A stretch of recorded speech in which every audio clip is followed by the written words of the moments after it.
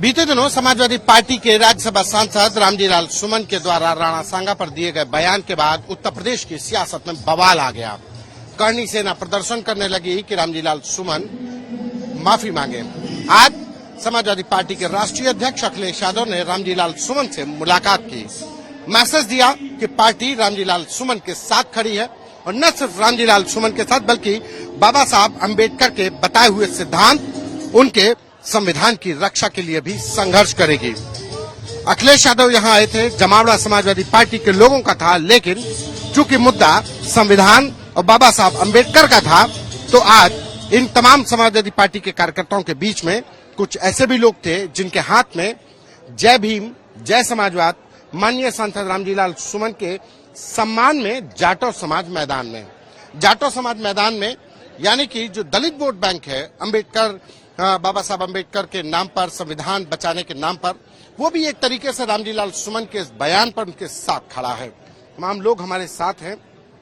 Sir, आपसे शुरुआत कि अम्बेडकर संविधान को लेकर के और नीला जो रंग है, जो झंडा है, उसको लेकर के कहा जा रहा था कि जाटो समाज एक ही तरफ जाता है, वो बीएसपी। लेकिन अब इस मुद्दे के बाद से समाजवादी पार्टी के साथ कितना आप लोग खड़े हैं और क्या लग रहा है कि रामजी लाल सुमन के बयान पर जो राजनीति हुई, क्या इसके पीछे है? देखिए, मैं जसवंत सिंह राणा जाटव और जाटव समाज के लोग बाबा साहब डॉक्टर अम्बेडकर को अपना मसीहा मानते हैं, संविधान में पूर्ण आस्था रखते हैं। भारतीय जनता पार्टी के शासन में कानून व्यवस्था फेल है, हमारे नेताओं के ऊपर, हमारी समाज के ऊपर पूर्ण घोर अन्याय अत्याचार हो रहा है और इससे जाटव समाज में काफी आक्रोश है।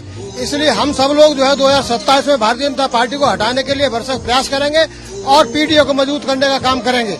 आज माननीय अखिलेश यादव जी जो पीडीए के नायक हैं, आज आए हैं, उनके स्वागत में जाटव समाज बड़े पैमाने पर यहाँ आया है और जो भारतीय जनता पार्टी द्वारा अराजकता पैदा की गई है और जो संविधान के खिलाफ अराजकता का माहौल पैदा किया है, न आज बारात सुरक्षित है, न बहन बेटियों की इज्जत सुरक्षित है, न दलितों का मान सम्मान सुरक्षित है। इसलिए हम सब उसकी भरपाई 2027 में करेंगे और माननीय रामदास के साथ हम उनके मान सम्मान में कंधे से कंधा मिलाकर के खड़े हुए हैं। क्या रामजी लाल सुमन के इस बयान के बाद एक गोलबंदी समाजवादी पार्टी के कार्य वोट बैंक में इजाफा, जाटव समाज भी आप लोगों के साथ आ गया है? जी आया।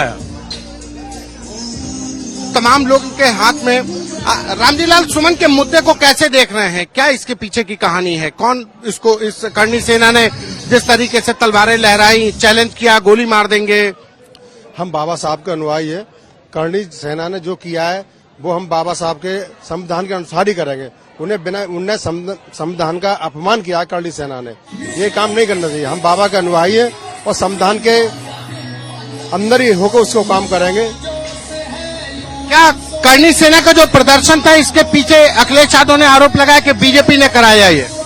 अब जाटव समाज वोट के अधिकार से समाजवादी पार्टी के साथ है, पूरा जाटव समाज रामजी सुमन के साथ है। वो तमाम लोग हैं जो आए हुए हैं। जी, आप कुछ कह रहे थे? उत्तर प्रदेश में करनी सेना नहीं, योगी सेना है।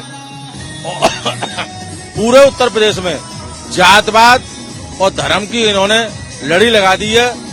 पूरी तरह दलितों को अपमानित कर रहे हैं, बारातें चढ़ने नहीं जा रही हैं और जाति के नाम पर बुरी तरह से हर जगह अत्याचार कर रहे हैं। कहीं भी थानों में किसी भी जगह आरक्षण नाम की चीज नहीं है, जिलाधिकारी एसडीएम है नहीं, अत्याचार इन्होंने खत्म कर दिया है। संविधान होते हुए मनु संविधान लागू कर दिया है। इसलिए जाटव समाज पूरी तरह से भारतीय जनता पार्टी को हटाने के लिए एकजुट होकर इसे हटाने का काम करेगा। लेकिन एक सवाल आपसे कि बसपा सुप्रीमो मायावती कहती है कि सिर्फ दलितों को आगे करके समाजवादी पार्टी वोट बैंक लेना चाहती है, दलितों की हितैषी नहीं है, मायावती ये कहती है। देखिए, वो अपना, हमारी वरिष्ठ नेता है, उनका अपना कहना है, लेकिन आज जो है दलितों के ऊपर अन्य अत्याचार हो रहा है, उसे रोकने में बहुजन समाज पार्टी भी नाकामयाब सिद्ध हो रही है। अब बहुजन समाज को इस तरीके के नेता के और दल की जरूरत है जो बहुजन समाज पर हो रहे अन्य अत्याचार को रोकने में कामयाब हो। और हम सब लोग जो है भारतीय संविधान में आस्था रखते हैं। जो संविधान की रक्षा करेगा और जो संविधान के अनुरूप कार्य करेगा, बहुजन समाज उसका साथ देगा। आप कुछ कह रहे थे?